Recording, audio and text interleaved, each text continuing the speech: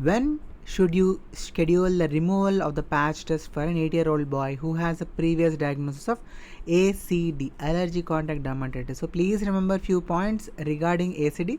So patch test is the investigation of choice for ACD, and patch test works on the principle of identifying type 4 hypersensitivity reaction, which is also called as cell mediated immunity or delayed type of hypersensitivity reaction.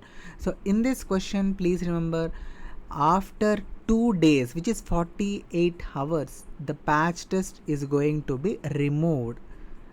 And please remember, the answer here is option C.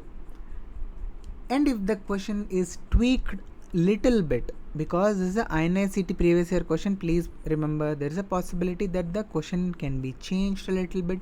The examiner might ask you, when is the best reading obtained after a patch test? If this is the question, the answer is going to be option D, 96 hours. That is 4 days after the application of the patch. The reading which we get is the best reading.